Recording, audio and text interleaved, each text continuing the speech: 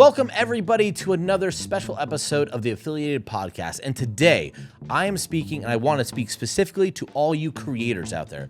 Whether you're aspiring, whether you're doing it, whether you want to do it. If you are creating content online for an audience, whether it's through a blog, YouTube, podcast, making cool pictures online on Instagram, whatever it is, this is the episode for you. Because right now, we're going to talk about how you could be making either some money or more money, definitely in ways that no one is telling you. And we have a special guest to work through that today. And with that is Lauren Lee. Lauren, how are you doing today? One of our favorite guests, my favorite guest, always bringing great insights and definitely a lot of intelligence and probably a lot more class to the episode, I think, at all times.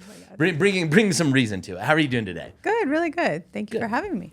Of course, always. You could just be a permanent fixture at any time. So maybe even more so than me. I'm pretty sure if we left it to the viewers, they might say otherwise. No, they'd miss you. I doubt that. But good to be back. Good to see you. Yeah. And really excited for our conversation today. So as I was telling people, this is an episode for creators, people that are creating content, putting things out there. We might call them influencers, bloggers, podcasters, YouTubers. There's lots of different names, but they're all doing the same thing. Mm-hmm. And oftentimes right now, a lot of them aren't making a lot of money. So what we want to talk about today is I want you to play the creator. You've worked with a lot of these people. You've helped structure deals with them between brands and other things. So you're going to play the creator, and maybe we'll kind of figure out what your content is. You can kind of tell me.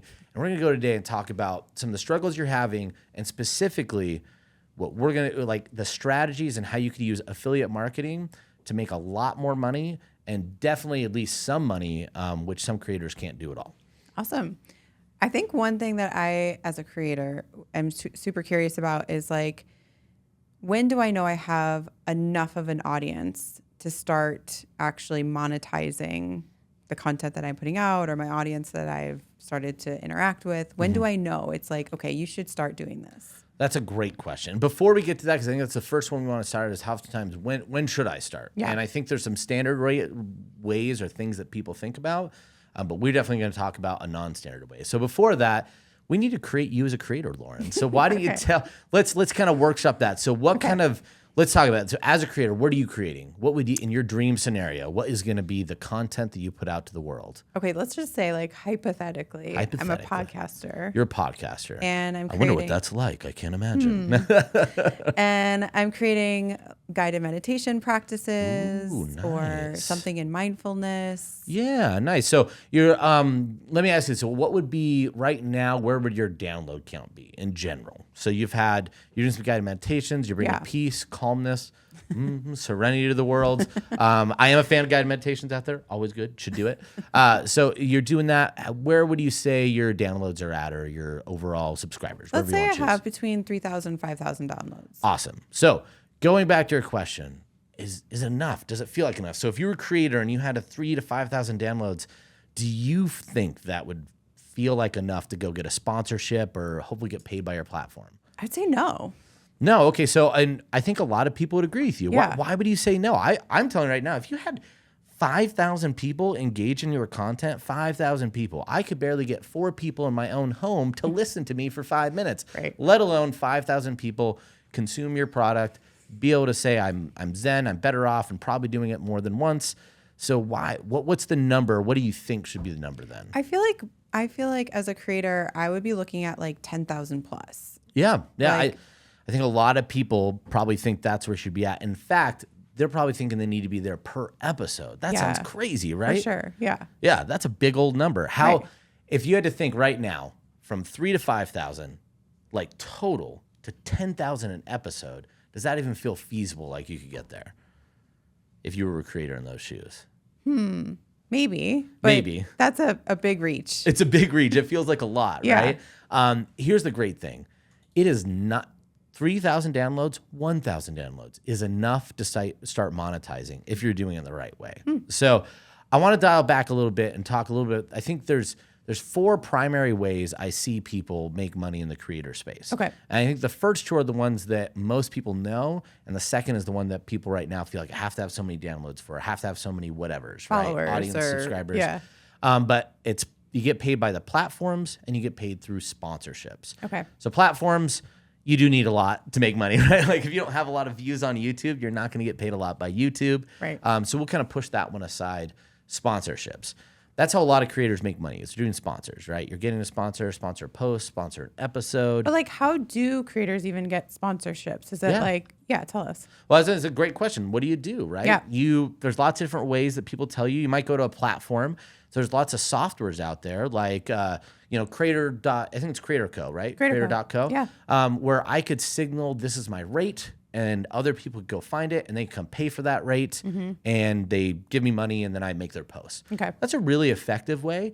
And sometimes you could even reach out to the brands and maybe ask, and same thing, say, hey, this is how much I post. Here's my engagement rates. Would you be willing to sponsor me? So it's a lot of kind of going and asking, or hoping somebody tells you and gives it to you. Okay. If you're big enough as well, sometimes you could get picked up by a firm, an agency, almost like a PR firm. They'll go do that for you. They have established relationships.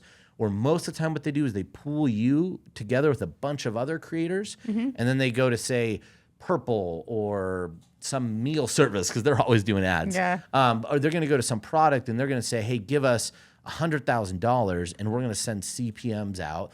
And these are the ones we'll give custom reads, and we'll make you a custom ad. The rest we'll just do a post. And they'll create some sort of program so you get a percentage of those sales. Okay. What do you think the problem with that is, though, with those sponsorships? Why might that suck for creators sometimes? Maybe you don't have a lot of control, or you're not getting paid directly as much as maybe you could if you're working direct. Might not be always like a fit. Like, I can't imagine like me as a meditation or mindfulness podcast, like doing a meal service. Yeah, it might be kind of hard, right? Yeah. You know, it'd say like, hey, as you're feeling better and more centered, Here's you a might meal. you might be worried about what's going to be for dinner tonight. Right. But don't you worry with this. Yeah. It doesn't feel authentic, right? But if you're pooled together and you're told, hey, do you really have any problem with this? They might not think it's an audience fit, but they're committed to giving you something and serving something to this advertiser. Okay. So yeah, a little bit of a misfit sometimes. We also go back to the one challenge. What if you're not big enough? Yeah. No one's going to do that for you. No one's going to pay you money. In reality, probably at 3,000 to 5,000 downloads on a meditation, guided meditation, sponsors aren't going to feel super excited about that. It might be hard to even get them to give you $1, which is a challenge. The other thing too is if you are getting a sponsor to pay you for a post, what does that mean the sponsor is getting in return? Customers? Got the money. Hopefully they're making money, right? Yeah. So I used to actually buy a lot of Instagram influencer posts when I was a director of marketing for a health and fitness company, and we would get between 2,000 to 5,000 ROAS for a $200 Instagram post, making a lot more money, right? Tons more money. So for the creator, they might be happy, but are they hitting the full potential of what they could be making, especially at those small levels? Yeah.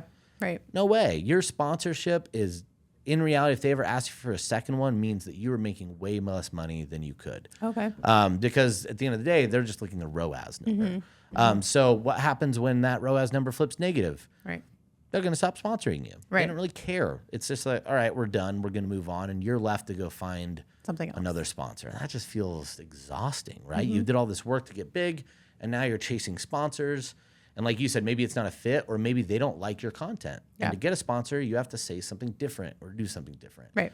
And you don't want your guided meditations just altered or changed, right? That's no fun. Right. No, I want to keep it free. Yeah. I don't have to say, we can't say meditation anymore. It's too triggering to our sponsor. So now we're having guided talk sessions, right? Whatever it might be. Like, you don't want to have to deal with that. So that's one of the other limitations with sponsors. Okay. So that sponsors platforms, right? Those are the two big ones that I think most creators know. The next I would say is creating a product, but that's not for everybody. And especially if you're doing guided meditations, what will your product most likely need to be?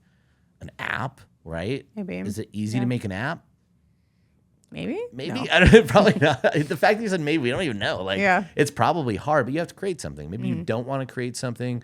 Maybe that's a lot of investment. Yeah. You're normally not making something for free.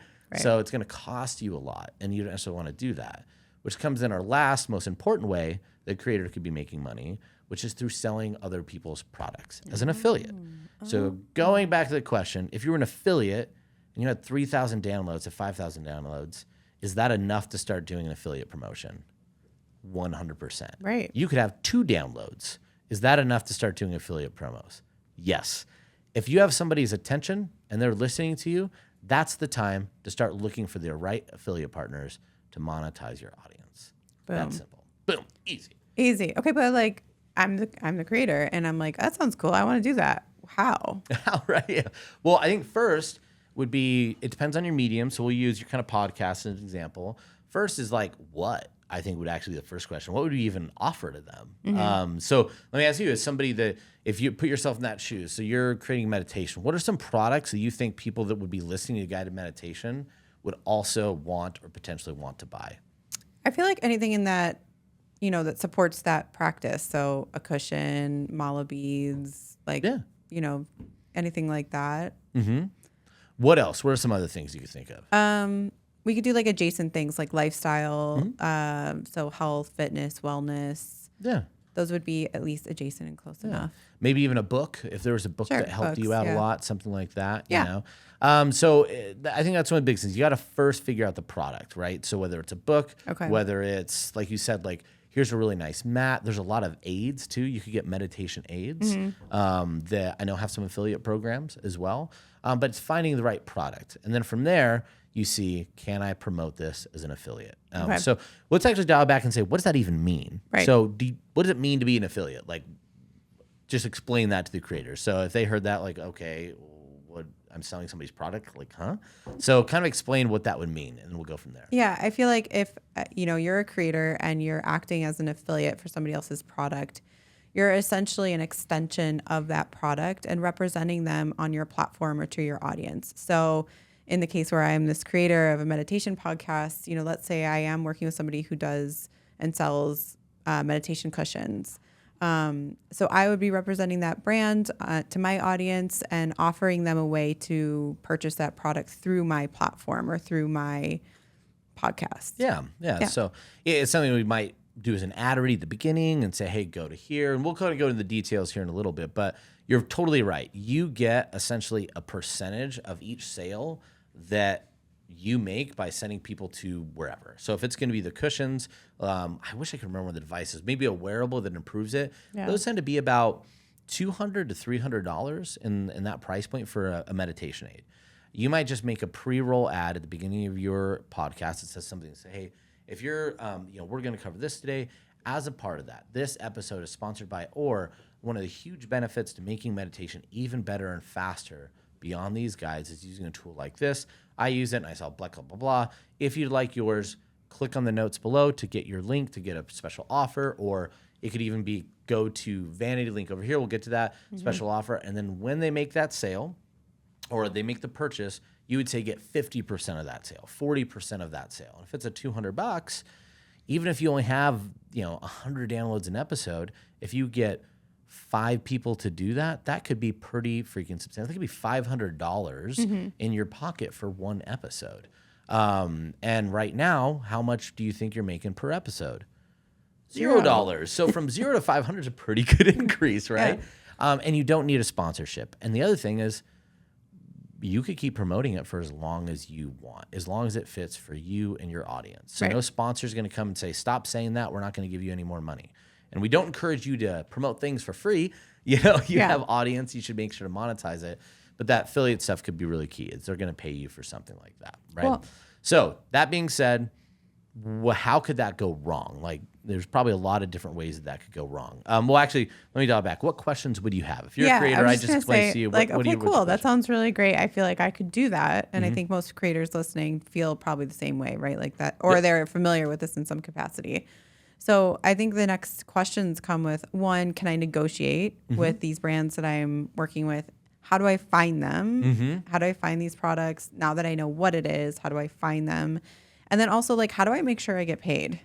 Yeah, great questions. Those are all some real pitfalls you get into. Let's actually focus first on the how do you find them. Then we'll go to how do you get paid, and then we'll do negotiation last, because that's probably the most variable. Okay. So how to find them, probably the most common area and people are most familiar would be Amazon. Amazon has their affiliate program. Pretty much almost any product that is sold on Amazon, you could get an affiliate link for, but boy, does it pay you very little. So we talked about negotiating rates.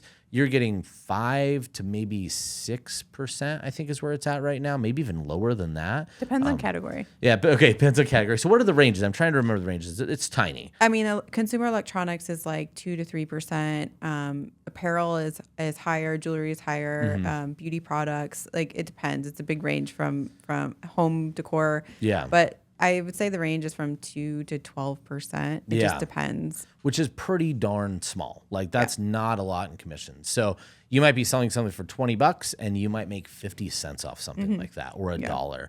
You have to move a lot with that. And especially when you're at smaller levels, those percentages just aren't going to move the needle to change your business that much.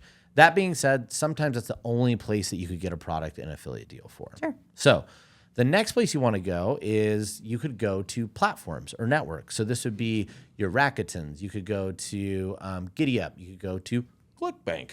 And lots of places where they're going to give you links and access to brands and their affiliate programs at higher commission rates than what you're going to get it through Amazon.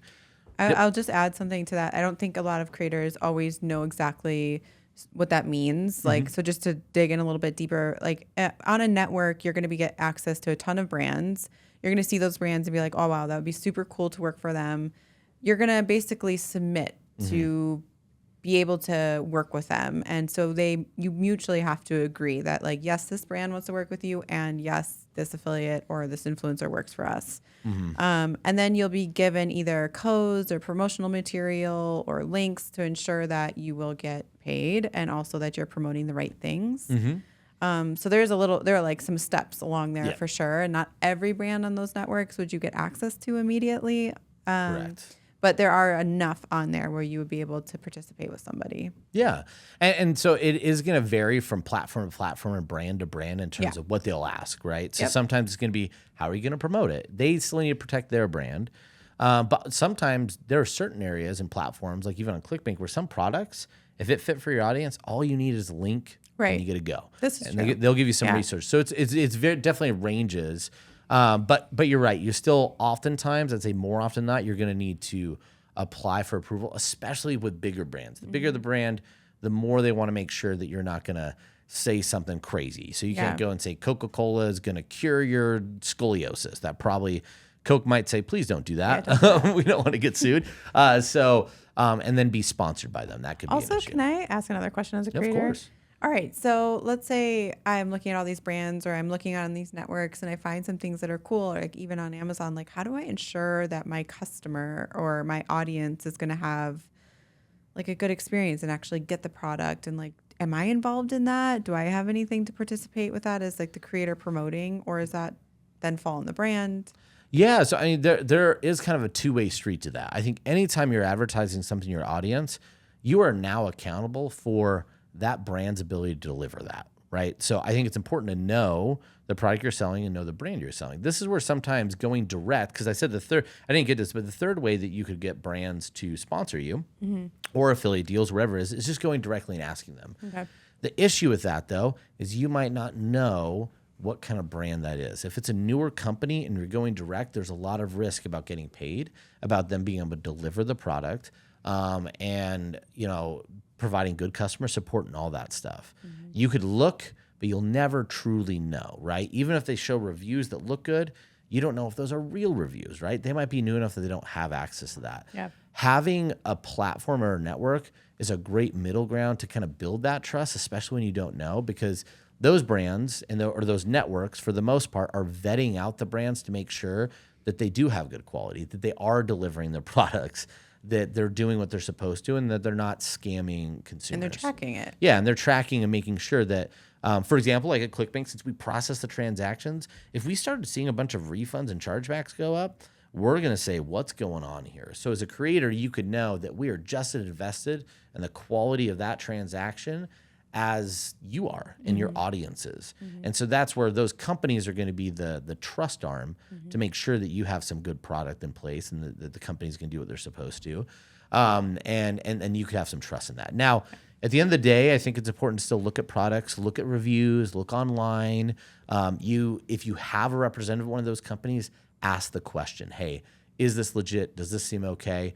You could ask the companies the same thing, but I will tell you, it doesn't mean that you're going to get an honest response. And it doesn't mean that some of them won't be frustrated that you're asking and not want to work with you. That's okay. If somebody gets frustrated by your questions, they're probably not a good fit in the first place, right? So don't get distressed about that. It's always good to ask, but the best place for you to move fast is find somebody that will do that vetting for you that you trust in, and therefore you don't have to put as much risk and can continue to just focus on creating. Yeah. What about like, I don't know, I see sometimes creators get really fancy or even the brand, and they have designated landing pages for specific creators.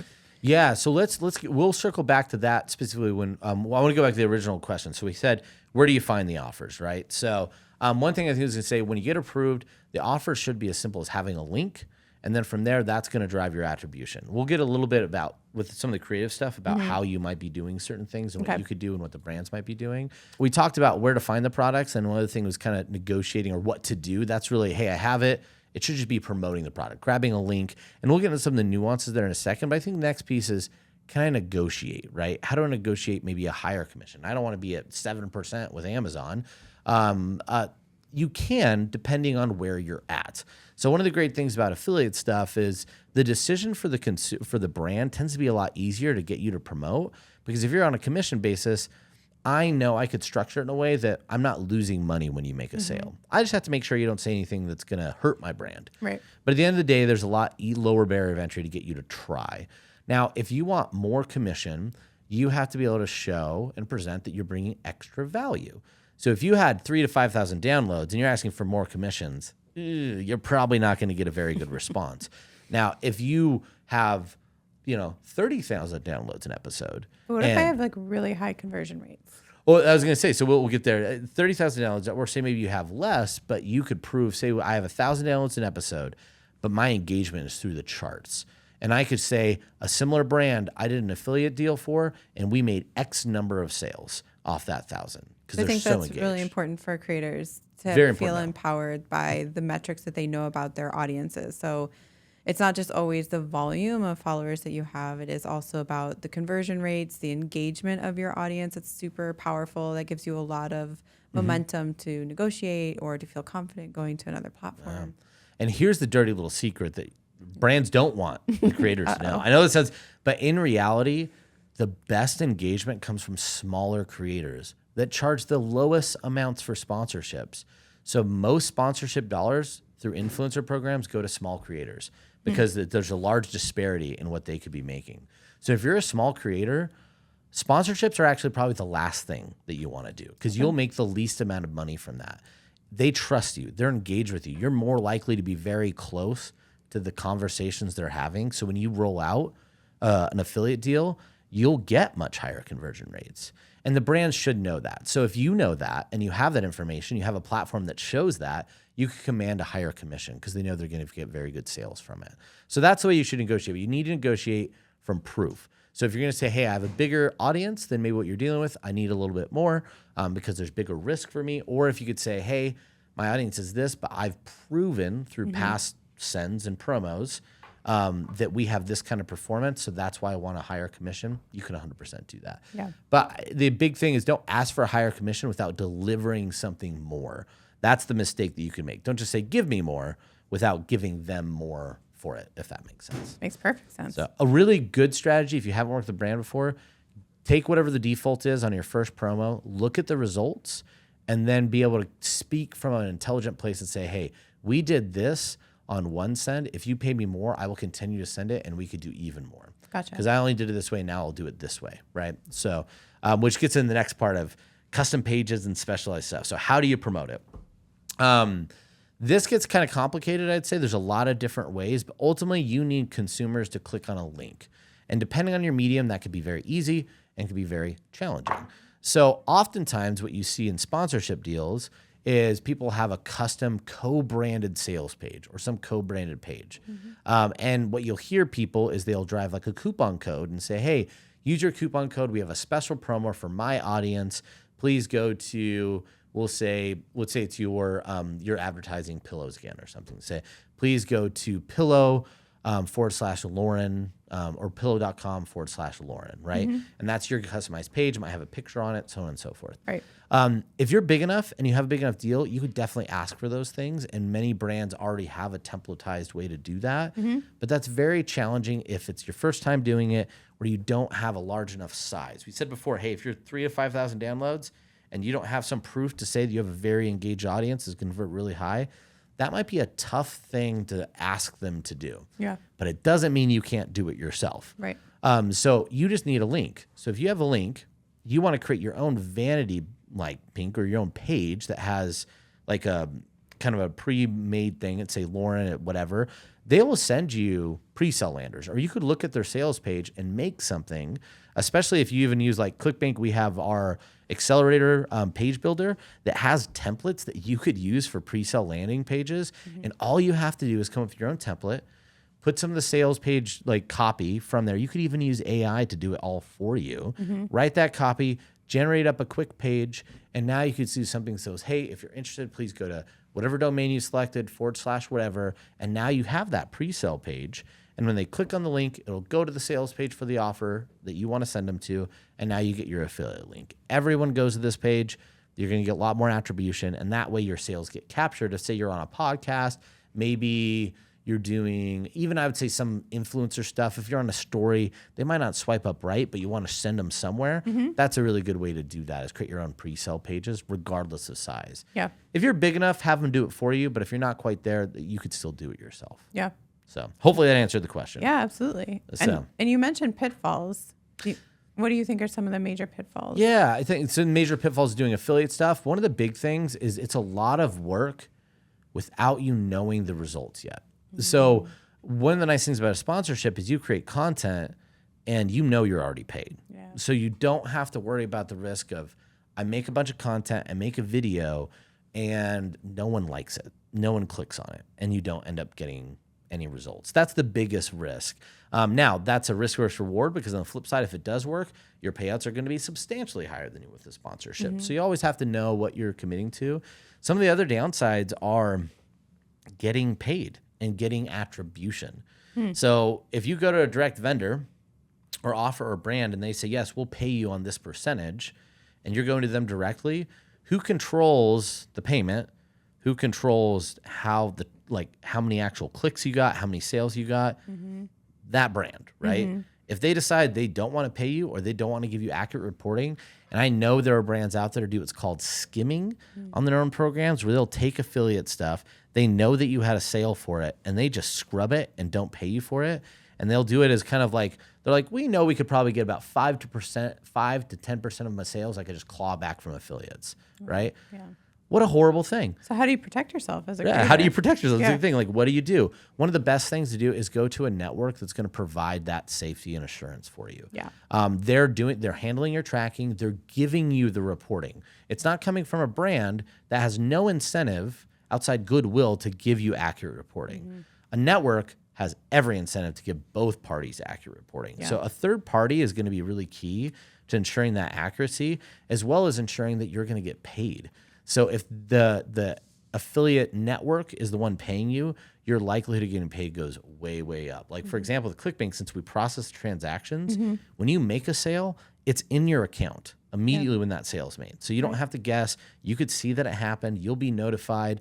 So you know that it's working. You're seeing your customers coming in. There's no debate or negotiation with the brand that, well, I think I did more. Some people are saying they bought it. I'm not sure I got credit for it, right? All that is still very available to you, and you could see that reporting. And that's why having that middle ground is huge, to get paid, to know your performance, and also just, I would say, ease of payment too. Oftentimes you go to a brand, they might not pay you for 45 days, and they're going to do net of refunds. That kind of sucks, right? You did that post, you have to wait 45 days for money to come in, versus like if you're on a network where you could set your payment terms, we could pay as fast as twice a week for some accounts. Not that I think a creator would want that, but even if it was on a net 7, you're getting those payments. You see them in your account, you get distributed. There's no risk. There's no worry about a brand having to pay you, which is huge. You're putting a ton of work making these guided meditations, you know. I mean, obviously, I'm sure you're very calm about it, but it wouldn't be easy, right? And it doesn't matter if you're posting on Instagram, if you're making YouTube content.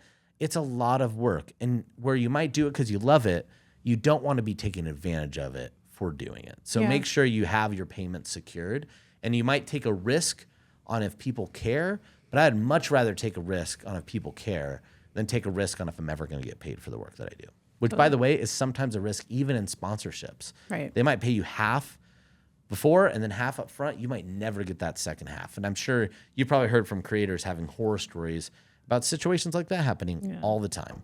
But through a network, that's not a risk you ever have to worry about. Yeah. Okay. Does the network kind of become like is there a contractual agreement of some kind that you're also agreeing to, like when you join the network? Like if you didn't have the network, would you recommend the creator send out a contract or something to be able to have a way of protecting themselves when they're working with a brand? Yeah, so I think I can't speak for all networks. Most networks, or all of them, should have some terms and conditions. Now, things you'd want to look for in terms of those terms and conditions, you'd put in a contractual arrangement. What happens if you violate promotional terms? That's key, because you might try and promote things with all honesty, and maybe no one asked for approval. Maybe a brand didn't even put promotional guidelines in, and you promote something, and that brand's like, we don't like the way you did that, and so we'd like you to stop promoting it. And they go through and they blacklist you for something. If like you want to know how that network is going to treat that. At the end of the day, that could have been that brand's fault for not properly explaining what you can and can't do. They approved you, they let you do it, right? So it seems silly that they would go and blacklist you, but listen, stuff happens. Yeah. So it's not about knowing best case scenarios, just what worst case scenarios are. You want to know what that brand is going to do to you. Are they going to hold all those funds? Are they going to take those funds back from you? Are they going to cancel your account? Now you lose everything. That would be a real bummer. Is it something where they're going to reach out to you and negotiate and work with you? You want to look at those terms and what could happen to you in the customer agreements. Also just how you get paid. What's the frequency? How are they going to give you funds? What's the payment terms they're going to do? How are they not going to give you funds? Know that stuff, and that's going to be key. I would say you shouldn't have to make private deals if you're on a network with the vendors, because that should all happen through the network.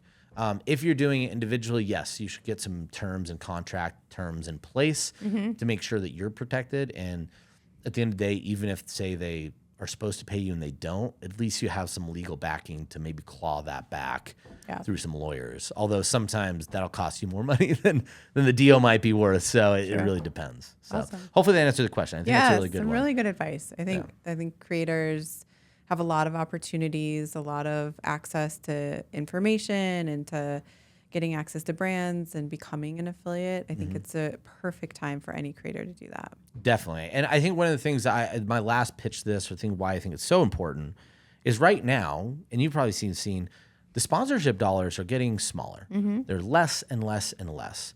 But starting in 2021, over a 2-year period from 21 to 2023, we saw 23 million new people identify as just influencers in the United States alone.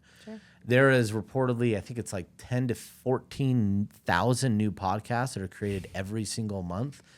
There's tons of creators out there, but we're seeing the dollars that go to those creators become less and less and less. The other thing that's really significant, and just a stat, I was rolling this out to little kids this week as I encourage them while they create. Over half of all American consumers have some form of ad blocking on their computers or their phones or whatever. They're not seeing ads. We also have the ability to pay for premium on YouTube, so you don't see ads. Premium Spotify, don't see ads. Premium on streaming, so I don't see ads. Ads are getting less and less and less, meaning that if you're creating content that people are engaging with, your value goes up and up and up. That's why this affiliate stuff matters so much. Do not wait. Do not let other people tell you your value is not good enough, because it is very good and it's very valuable. You just have to find the right products and the right people that'll let you promote them. So ClickBank's been a fantastic source for that. In fact, I'm going to tell you, as we've been curating a group of products we think are special for creators out there. They're going to fit those brands, fit that traffic source, not limited to it, but definitely fit for that. We'll put that link in the show notes. You could go there. You could see some products that you could start promoting right now. Today. You don't even necessarily have to do a big old, let me get approved or to anything. You just grab the link and start promoting something that is very, very well branded, very, very clean, very safe to your audience, and it's going to convert really, really well. Yeah. And the last thing I'll say about why this is so key, you got to keep control. Sponsorships and platforms will control your content. At the end of the day, it will dictate and control your content. Affiliates do not have to ever control your content. Find the products that fit for you, not the brands that tell you how you will fit with them. That's one of the things I love about affiliates. You spend a lot of time doing the right meditations, doing it the way that you want. Keep that creative control, and affiliate networks and companies like ClickBank could help keep that for you. That's why it's one of the other reasons I think this is so powerful out there. So with that, please, creators out there, come try, move to affiliates. It's a new answer. I think it's a new thing. It's not really a new thing, but it's very underutilized, and there's so many different ways to do it. Whether it's through your main content sources, whether it's a newsletter, an SMS group, if you're communicating with your audience, you could be offering them affiliate deals and making a lot more money. Anything else you wanted to add to the creators out there? Just take a deep breath. Let's get that meditation practice there, right? Take a deep breath and take a risk on affiliates and go for it. Go for it. Yeah. LFG is what the kids are saying, right? LFG. Yeah. Or there's Sigma. That sounds so Sigma. Or Skibbity, another. How about Yoli Blow? You only live your best life once. There you go. I like that. Skibbity, as they would say. So until next time, Thomas isn't here, so I will say it for him in my best Thomas voice. Happy scaling. Until next time, you have a good one.